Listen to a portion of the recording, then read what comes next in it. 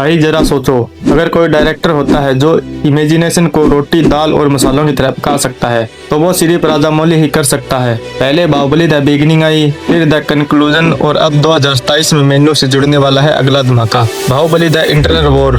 हर बार वही डिश बाहुबली, लेकिन हर बार स्वाद नया और जेंट्स नया और जोश दो गुना। भाई पूरे 10 साल हो गए बाहुबली को, लेकिन पब्लिक का जुनून आज भी वैसा ही है। और इस बार कहानी सिर्फ राज्य या सिंहासन की नहीं, यह है देवताओं और असुरों की महायुद्ध वाली वाइब।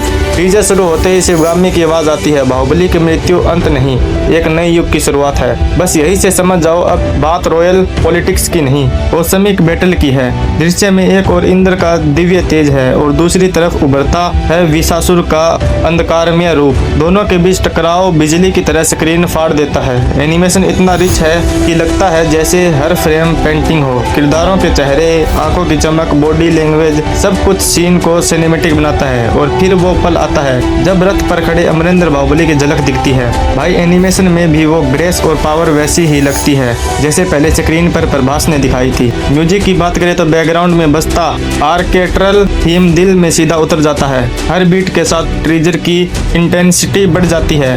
कभी देवताओं की गूंज, कभी युद्ध का शोर और बीच में एक पल की चुप्पी और बाहुबली की एंट्री को और भव्य बना देती है। लेकिन सबसे बड़ा सवाल यह है, क्या ये नया इंटरनल वॉर वही मैजिक वापस ला पाएगा जो हमने द बिगिनिंग और द कंक्लूजन में महसूस किया था। और अब ऑडियंस बहुत समझदार हो चुकी है, वो सिर्फ शानदार विजुअल नहीं, दिल से जुड़ी कहानी चाहती है। अगर स्क्रिप्ट मजबूत हुई तो ये एनिमेटेड वर्जन रिकॉर्ड तोड़ देगा, और सिर्फ इफेक्ट्स पर टिक गया तो लंबा नहीं चलेगा। वैसे हाल ही में महाअवतार नरसिम्हा जैसी एनिमेटेड मूवी ने बॉक्स ऑफिस पर झंडे गाड़ दिए, और जब नाम बाहुबली हो तो उम्मीदें आसमान पर होगी। Overall Baahubali the internal war का teaser visually grade, technically solid और इमोशनली पावरफुल है। ये कार्टून नहीं, एक फुल सिनेमैटिक एक्सपीरियंस है। मतलब टीवी पर नहीं, थिएटर में भी चले तो फील वैसी ही आएगी। तो अब बस इंतजार है 2027 का, जब बाहुबली फिर से लौटेगा, इस बार देवताओं और असुरों की जंग के भी। और तब शायद फिर वही डायलॉग गूंजेगा, जिस सिर पर शिव का आशीर्वाद हो उसे कोई परास्त नहीं कर सकता।